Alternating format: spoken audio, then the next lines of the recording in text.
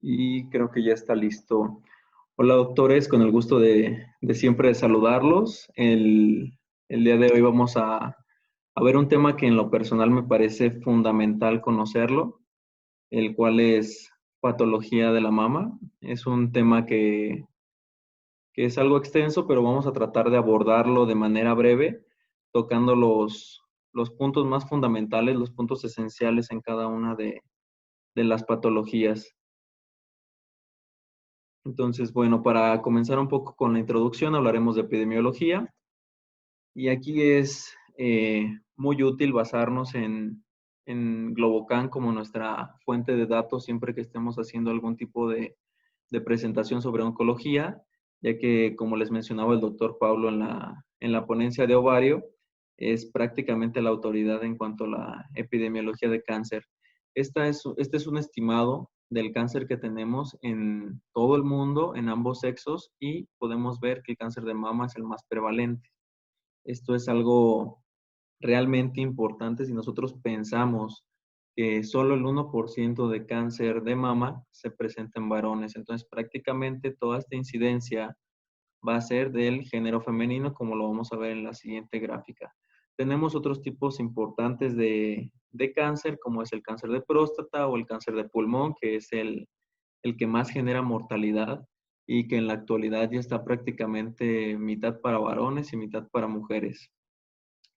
Entonces, viendo ahora la incidencia específicamente en el género femenino, podemos notar que, por supuesto, se mantiene el cáncer de mama en primer lugar, pero aumenta mucho más la diferencia con los cánceres que le siguen y tenemos el cáncer de colorecto, tenemos el cáncer de pulmón, cervicouterino y cáncer de tiroides, que a continuación, cuando veamos la gráfica de cómo estamos en México, que nosotros sabemos que no tenemos una gran epidemiología, pero podemos ver que el cáncer de tiroides abarca el segundo lugar.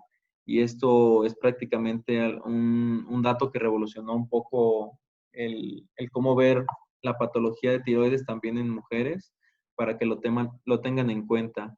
Importante destacar que dentro de la ginecología, que es nuestra materia que estamos viendo, podemos tener el cáncer de mama, que lo abarcamos ahí, el cervicouterino, también el de útero y tenemos el de ovario. Entonces, prácticamente, estudiando ginecología, tenemos que tener un amplio conocimiento de todas las patologías oncológicas. Y bueno, continuando con datos epidemiológicos, este es un dato un poquito más agradable, que sería la patología mamaria benigna, la cual se presenta mucho más frecuente que el cáncer de mama. Esto es, pues obviamente algo bueno, que muchas veces incluso puede pasar desapercibido.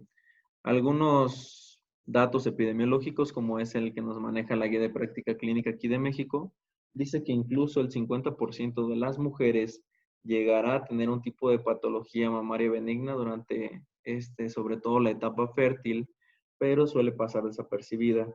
También es interesante ver el punto de vista de que nuestra incidencia de cáncer de mama es muy alta, pero esto cada vez ha ido mejorando, el diagnóstico se hace más precoz y de la misma manera podemos encontrar eh, que todas esas campañas de prevención precisamente están aumentando el diagnóstico y por eso tenemos números tan altos.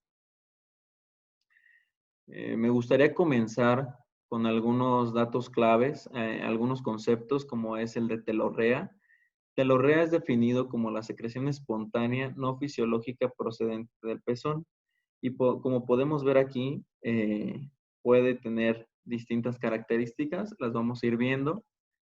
Entre ellas tenemos, por ejemplo, la grumosa, es, es una de las secreciones más frecuentes. Tenemos la purulenta, que comúnmente está asociada a un proceso infeccioso, y aquí viene un segundo concepto que vamos a ver, que es el de mastitis. Más adelante lo vamos a tratar, que idealmente nosotros etimológicamente denominamos mastitis a la inflamación de la mama. Sin embargo, cuando hablemos de mastitis tenemos que pensar en una infección.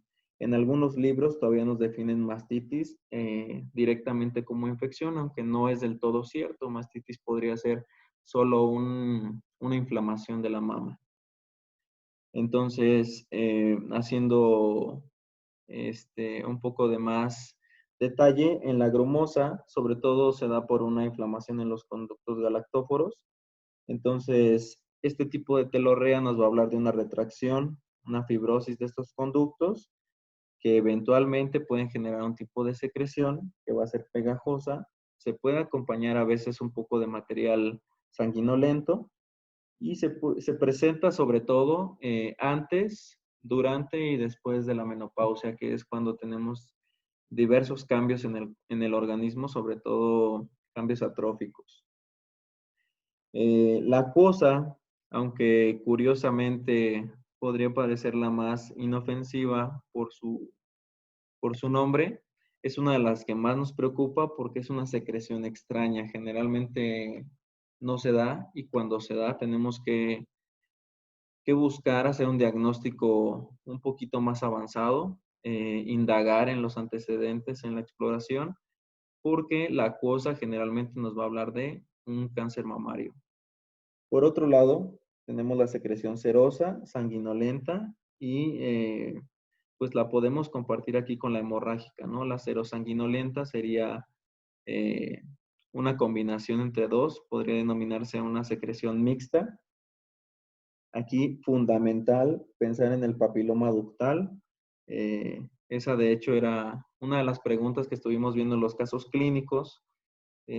Sería la causa más frecuente, sería el papiloma ductal, pero podemos tener otro tipo como sería un carcinoma o una enfermedad fibroquística.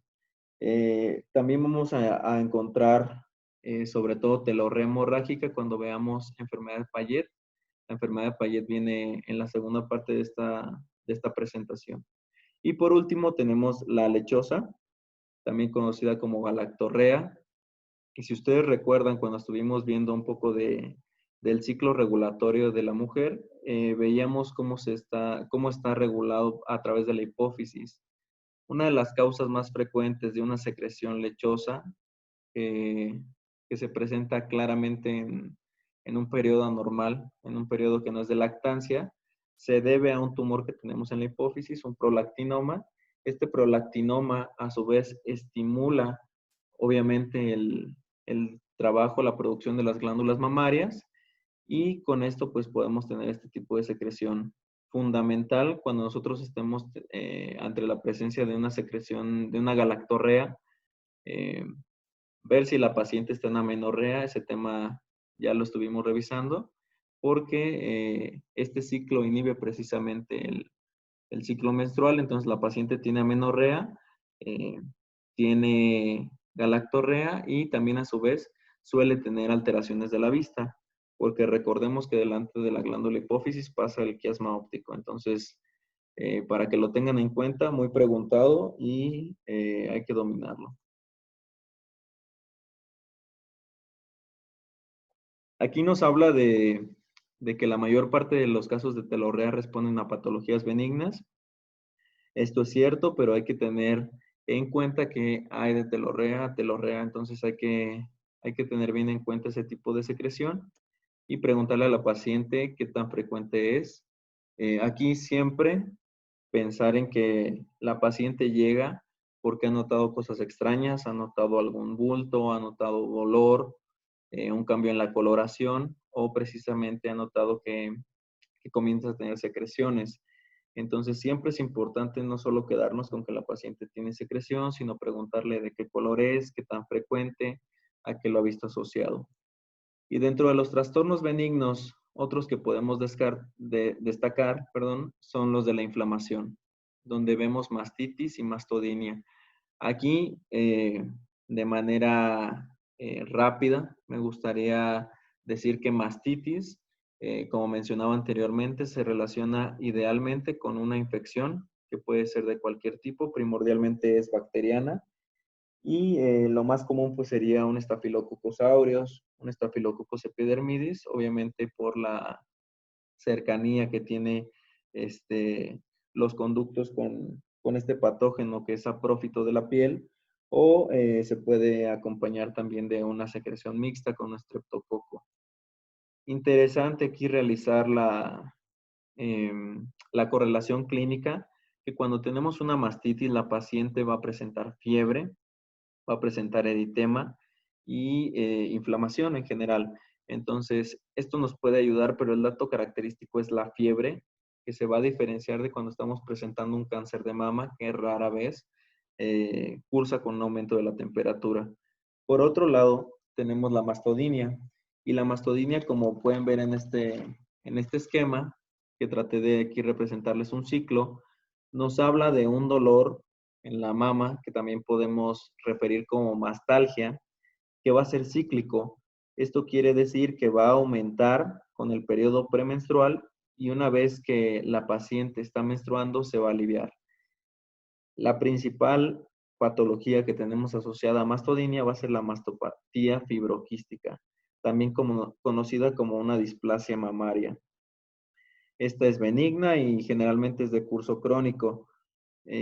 ¿Cómo la vamos a identificar? La vamos a identificar porque se genera algún tipo de tumor o un quiste que pueden ser palpables y lo vamos a ver en pacientes antes de llegar a la menopausia. Entonces, la paciente tiene este tipo de tumoraciones y tiene un dolor que se exacerba cuando va a llegar al ciclo menstrual y una vez que lo tiene, disminuye. Es importante también mencionar que muchas pacientes cursan con mastodinia y no tienen ningún tipo de enfermedad, simplemente es una mastodinia idiopática. Y bueno, aquí tenemos una imagen de mastitis, como podemos ver el cambio en la coloración. Siempre es importante tratar este tipo de patologías y no dejarlas pasar, además de hacer el diagnóstico diferencial, porque eventualmente pueden evolucionar a generar un absceso y el absceso a fistulizarse. Entonces, esta ya es una complicación que requiere un drenaje quirúrgico, entre obviamente muchas más complicaciones.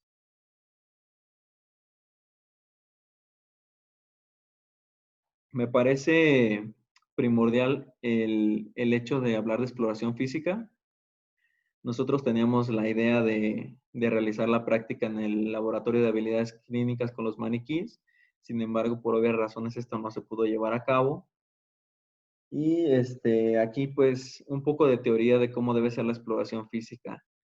Lo primero que me gustaría mencionar son como características clave de cualquier exploración en ginecología y es lo que siempre les van a decir en la clase de semiología, que cuando vayan a explorar a una paciente se apoyen de la enfermera o de alguien que los acompañe durante la exploración, sobre todo si son doctores, porque suelen presentarse malas interpretaciones y siempre es mejor estar prevenido. Últimamente nos hemos vuelto a la medicina preventiva con esto de las demandas y pues lo mejor es estar al día y prevenirse con un testigo. Lo segundo sería respetar la privacidad del paciente. Comúnmente las pacientes en la primera ocasión que son revisadas no están acostumbradas, entonces hay que tener el consultorio cerrado, hay que demostrar una actitud bastante natural y revisar de una manera que la paciente sienta confianza y, y pues en este caso que se sienta lo más cómoda posible, esto tanto para la exploración de mama como para la exploración ginecológica que vamos a ver en clases posteriores. Aquí es interesante preguntarle a la paciente que si ha tenido alguna sintomatología. Muchas pacientes dicen que no, pero a su vez no llevan una adecuada exploración. Y aquí les menciono que la exploración física debe iniciar a los 19 años. Esto de acuerdo con la guía de práctica clínica.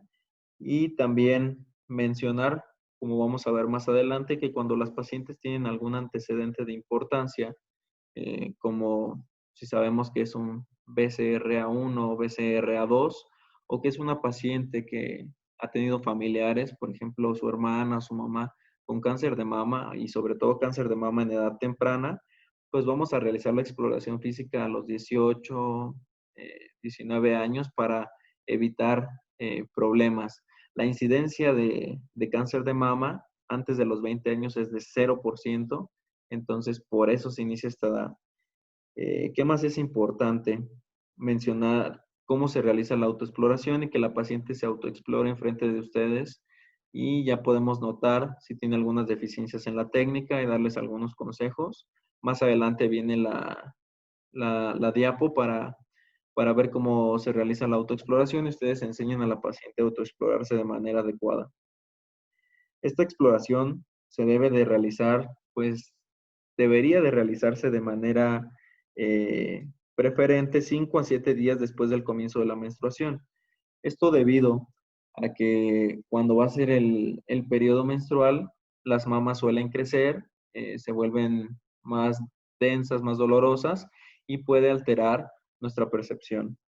Otra cosa importante es las posiciones que vamos a tener. En este caso podemos ver a la paciente y lo primero sería la posición. Tenemos 3 tipos de posiciones principales, que sería con los brazos a los lados, como lo estamos viendo aquí. La segunda sería con las manos apoyándonos sobre su cadera y presionando. Esto va a ser un movimiento en los músculos pectorales y vamos a poder ver cambios, sobre todo si tiene algún tipo de tumoración fija a planos profundos. Y la otra sería ver la simetría tanto de la mama como de los pezones. Cuando tenemos diferente dirección de los pezones, eso nos puede indicar que ya estamos en presencia de una tumoración. Y hablando de presencia de tumoraciones, pues lamentablemente, aunque recomendamos mucho la autoexploración suele ser buena en procesos benignos, pero cuando una mujer palpa un nódulo, y en este caso el nódulo es maligno, cuando lo palpa el 90% de las ocasiones ese nódulo ya hizo metástasis, ya se diseminó y por lo mismo, pues obviamente no ha tenido una baja en cuanto al tratamiento de cáncer de mama. Por eso la exploración física debe ser llevada a cabo por un profesional de salud y a partir de la edad indicada vamos a estar realizando ya estudios de imagen. Aquí en las pacientes es necesario también ver, aquí tenemos la siguiente, que sería con los brazos hacia arriba. Esto nos va a ayudar, como les mencionaba, a ver si hay alguna retracción, que en la posición anterior, probablemente por la caída natural que tenemos, no se observa, pero al momento de levantar los brazos, se puede observar por aquí como si fuera un hoyuelo. Y esto es importante también para observar la simetría de las mamas. Otra cosa que es importante ver es la coloración y si tiene un engrosamiento de la piel. Eh, bueno, antes de pasar con esto, lo que vamos a observar aquí puede ser masas, depresiones o aplanamientos. Y esto principalmente lo vamos a palpar en dos tiempos, que sería una palpación superficial y posteriormente una palpación profunda. Cuando nosotros tenemos una paciente adolescente, va a ser necesario realizar una estadificación de acuerdo a la escala de Tanner, la cual nos va a hablar del desarrollo mamario en las mujeres. En el 1 es bastante sencillo. Tenemos, pues, básicamente mamas infantiles, donde el pezón es ligeramente sobreelevado, pero no hay demasiado tejido.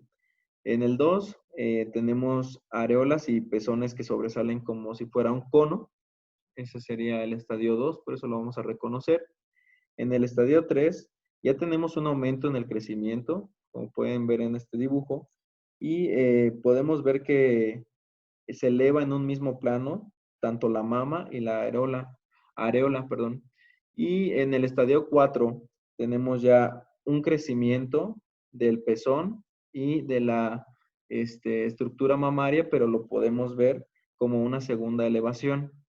Por último, tenemos un desarrollo completo, que sería el número 5, donde tenemos que solo sobresale el pezón. Es importante mencionar que algunas mujeres se van a quedar en el estadio 4, aunque sea la etapa adulta, así que no tenemos problema ahí en estos estadios.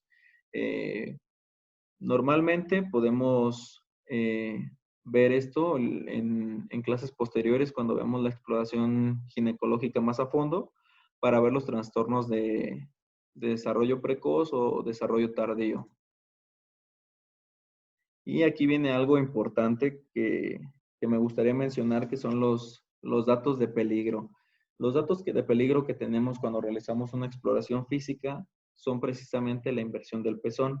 La inversión del pezón es importante mencionar, se tiene que presentar después de tener un pezón normal, porque hay mujeres que tienen una inversión conocida como inversión antigua, la cual se presenta sin ningún problema y la única complicación que pueden tener es que durante su periodo de lactancia tengan problemas para estar amamantando a sus bebés, pero de ahí en más, pues no tenemos un problema claro. Otra sería la piel de naranja, la cual se debe a alteraciones directamente en el estroma.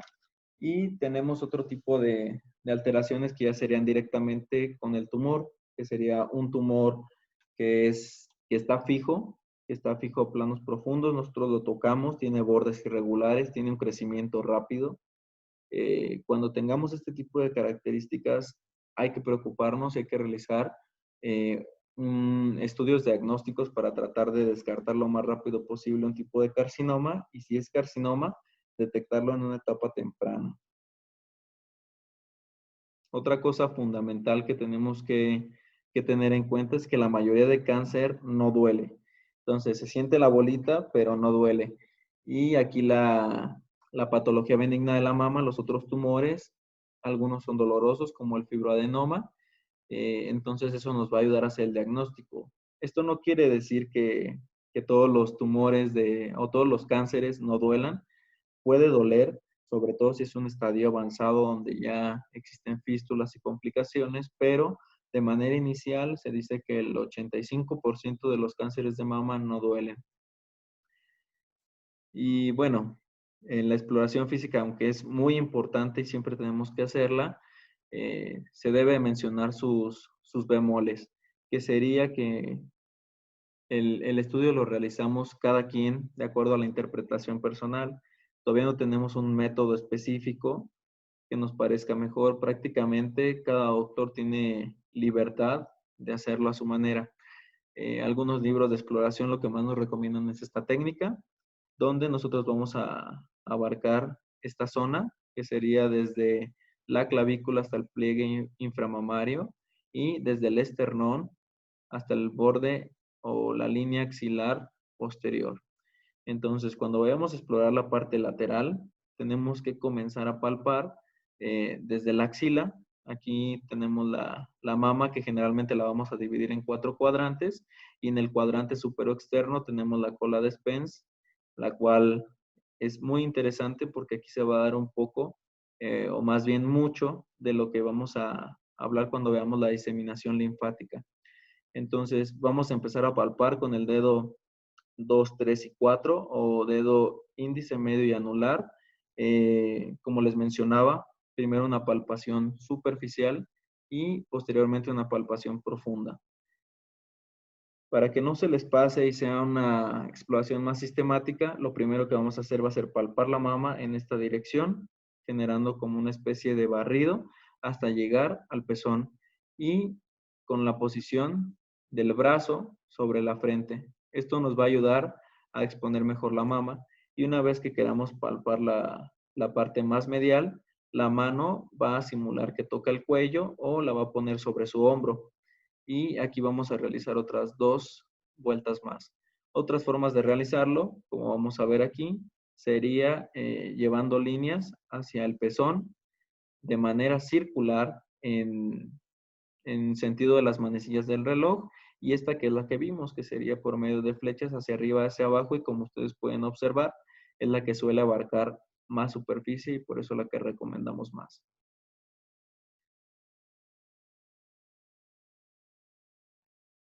Es importante mencionar que cuando nosotros estamos haciendo la inspección, vamos a realizar en una posición con la paciente de pie o sentada preferentemente para que esté más cómoda y la palpación la vamos a realizar de cúbito supino.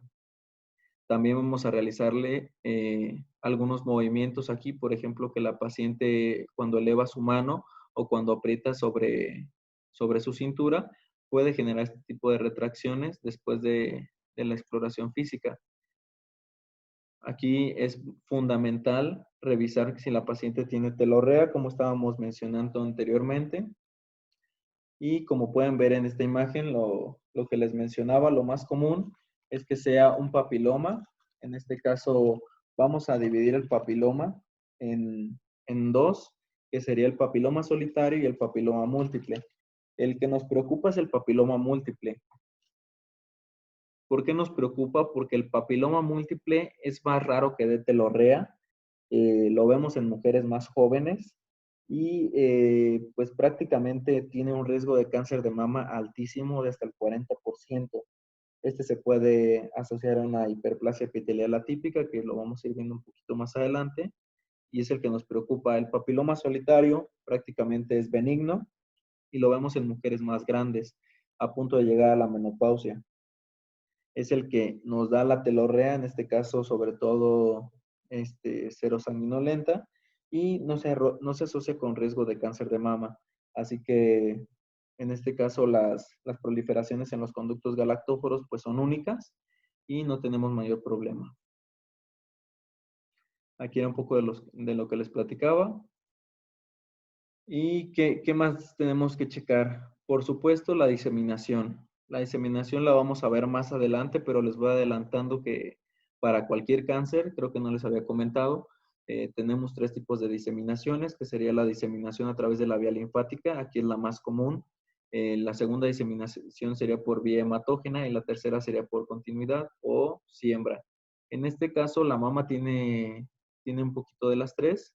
La más común sería la linfática, por eso estamos viendo aquí cómo se exploran sobre todo los ganglios axilares. Vamos a también explorar los supraclaviculares, los esternales, que aquí los tenemos, es más fácil verlos de este lado. Y la diseminación por continuidad es muy importante en la mama. ¿Por qué? Porque podemos tener cáncer de mama en el lado derecho que disemina hacia el lado izquierdo. Y esto a lo mejor puede parecer algo chistoso, pero en realidad no es tan común.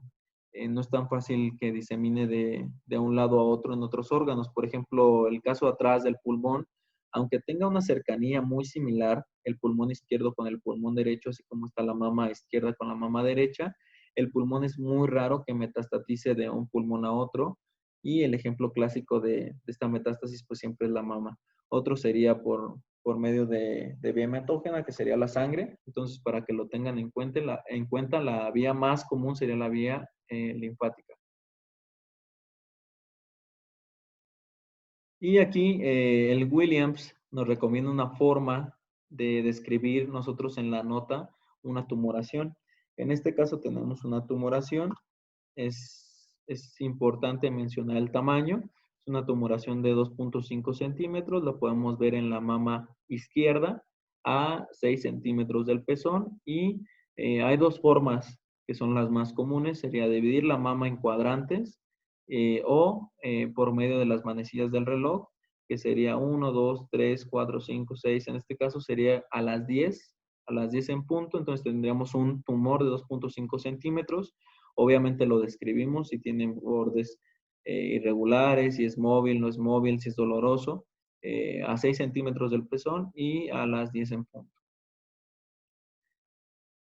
Aquí un poquito de lo que les mencionaba, lo que siempre vamos a buscar, las características malignas. Sobre todo si están adheridos a la piel o los tejidos subyacentes. Pueden estar adheridos incluso, como aquí atrás tenemos la parrilla torácica, a la parte superficial o superior de las costillas. Y para la exploración física, la autoexploración, le vamos a recomendar a la paciente que coloque una almohada debajo de la mama que va a explorar, levante su brazo por detrás de su cabeza y con la mano contraria empiece a palpar todos los cuadrantes. Aquí para que sea más completo podemos decirle que utilice todas las técnicas, entonces que haga este barrido, después que haga de manera circular y por último en dirección hacia el pezón, además de verificar que no tenga ningún tipo de secreción. Es importante también que se inspeccione frente a un espejo y que busque asimetrías o cambios de coloración, cambios en la piel. Algo muy descrito es la piel de naranja.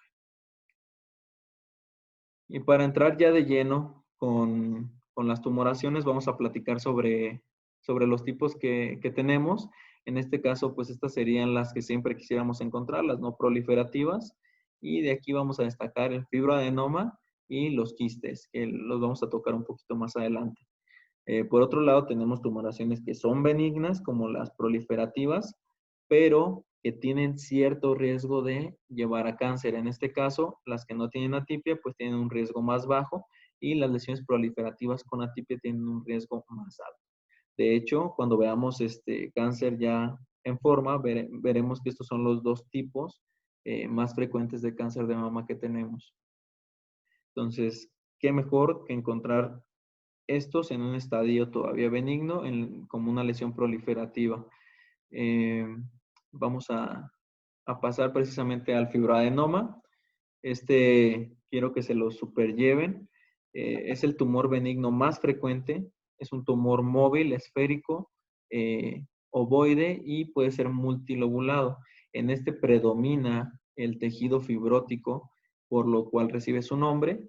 Es estrógeno dependiente y normalmente lo vemos en mujeres de 15 a 35 años. Esto es muy importante para cuando nos presenten un caso. Aquí algo más que no está en la diapositiva, pero que ya les venía mencionando, es que generalmente es doloroso. Entonces, curiosamente, aquí el dolor va a ser un dato de buen pronóstico. El diagnóstico se hace básicamente con ecografía. ¿Y por qué se realiza con ecografía? Se realiza con ecografía porque se presenta en edades tempranas. En estas edades la mama tiene una mayor densidad y el hecho de hacer una mamografía no va a tener la misma eficacia que cuando lo hacemos en una paciente posmenopáusica.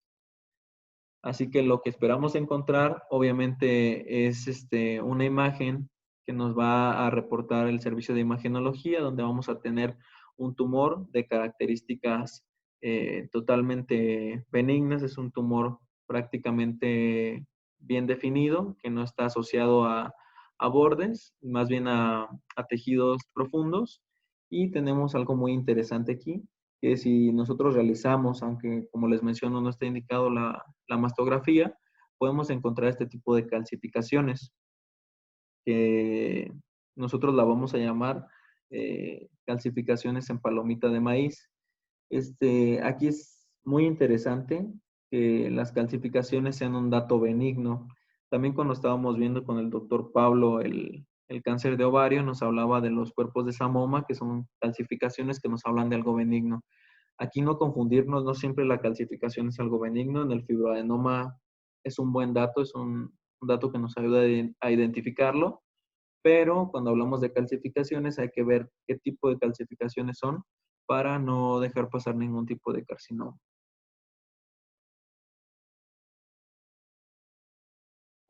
¿Cómo lo vamos a manejar? Pues el manejo en realidad es sencillo. Solo lo vamos a extirpar cuando sea mayor de 2 centímetros, o sea, un tumor que de repente no se sentía, empezó a crecer, lo siente la paciente, llega a consulta, lo vemos, hacemos una ecografía, diagnosticamos que por la edad y el estudio de imagen es un fibroadenoma, y regresa al mes, a los 2 meses, y el tumor ha crecido bastante, vamos a preferir extirparlo. También cuando tengamos una duda diagnóstica y en pacientes que parece un fibroadenoma, pero ya son mayores de 35 años, también es mejor realizar este tipo de profilaxis. También existe algo que le denominan cancerofobia, que es cuando la paciente tiene demasiada preocupación, no quiere que le dejen nada ahí, y pues realmente lo mejor es retirarlo por su tranquilidad.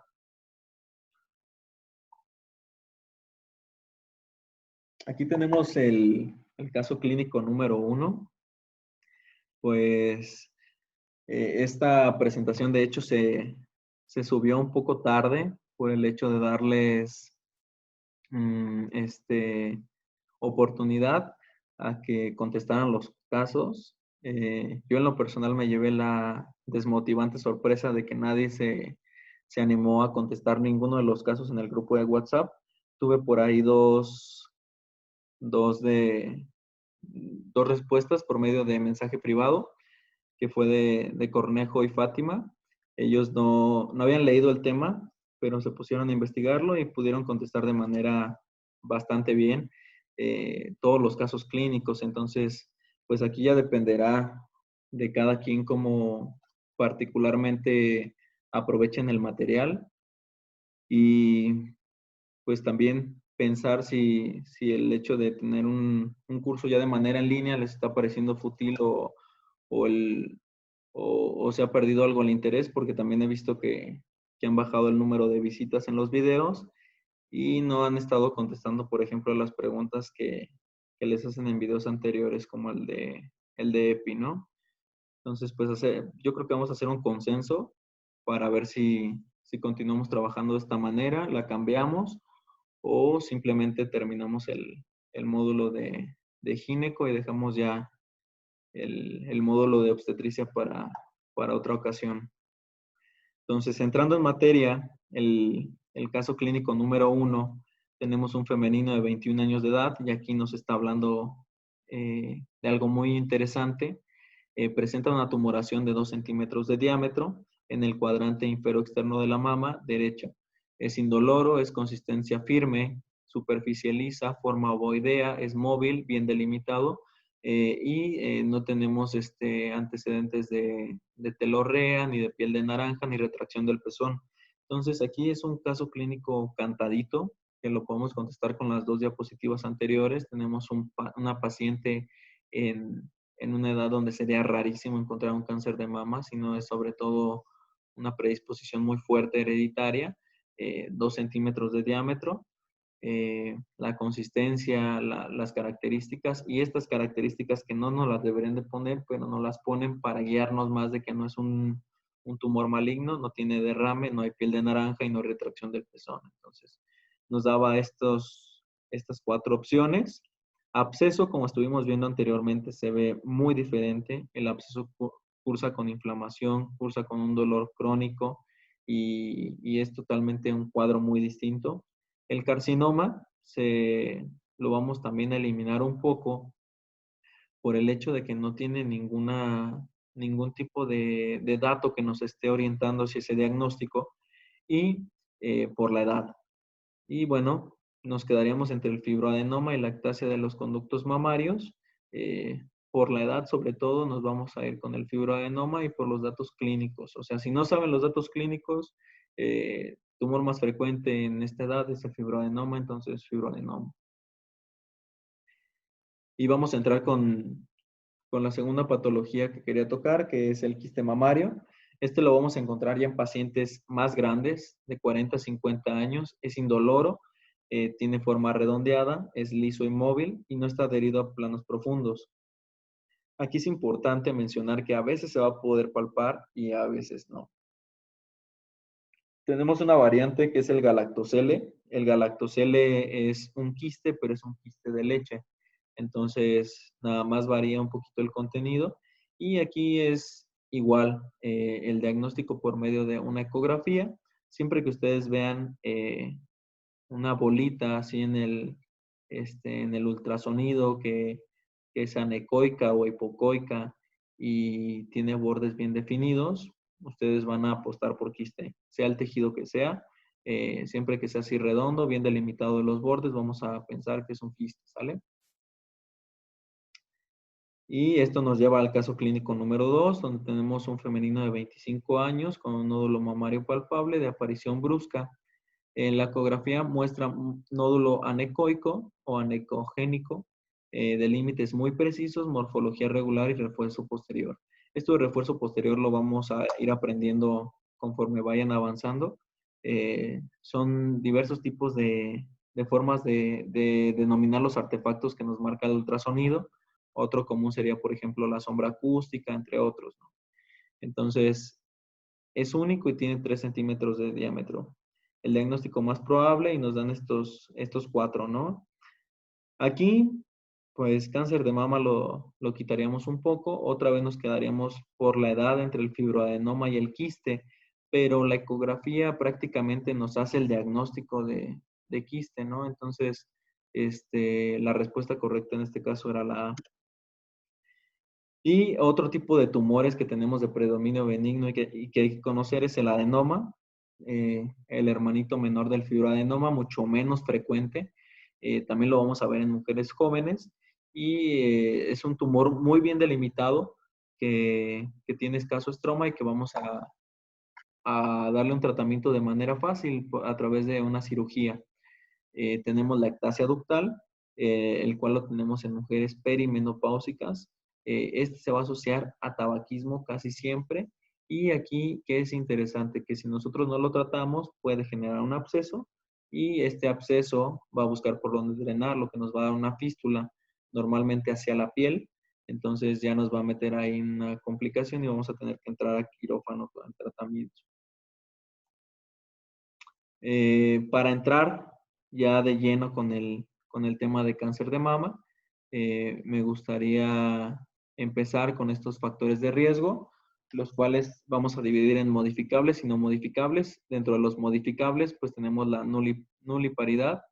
Este es modificable porque nosotros, al igual que como veíamos, por ejemplo, en endometriosis, cuando tenemos una paciente que no tuvo ningún periodo de embarazo, prácticamente se está llevando ininterrumpidamente un proceso en el organismo. Entonces, aquí va a ser fundamental el hecho de la lactancia materna, sobre todo, y el hecho de tener el embarazo para modificar los estímulos hormonales. Entonces, esto nos va a ayudar mucho, el hecho de que las mujeres tengan hijos y el hecho de que las mujeres tengan una lactancia materna a evitar el cáncer de mama. Entonces, eso sería uno. Otro serían las toxicomanías, tanto el alcoholismo como el tabaquismo. La obesidad es un factor de riesgo y asociado al sedentarismo, ¿no? Que vemos cada vez más común en nuestros días. Otro sería el primer embarazo tardío después de los 30 años y la lactancia corta. Como les mencionaba, la lactancia es algo fundamental que debemos de hacer. La OMS recomienda mínimo 2 años de lactancia. A veces nos confundimos un poco cuando leemos este tema porque siempre se menciona que 6 meses, todo eso. La lactancia, idealmente solo lactancia, se da 6 meses y a los 6 meses empezamos con alimentación complementaria. Entonces, esta alimentación complementaria lleva todo lo que son frutas, carne, etcétera, agua, pero continuamos con la lactancia hasta los 2 años, de acuerdo con lo que nos dice la OMS. Otro sería la terapia de reemplazo hormonal.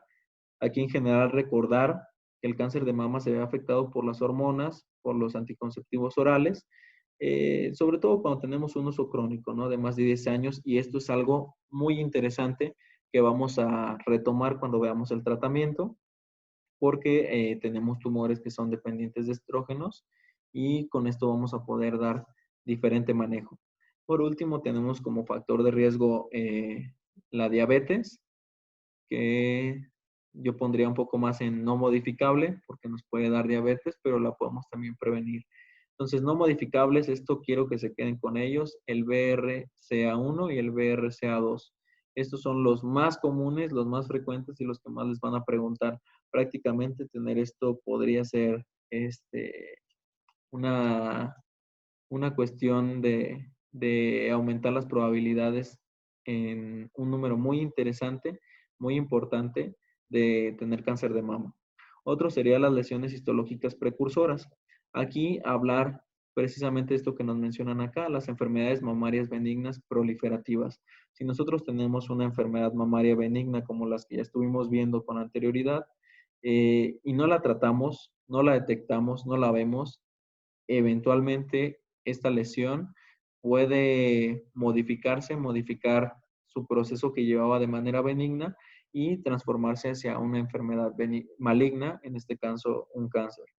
Entonces, por eso nos menciona las lesiones histológicas precursoras.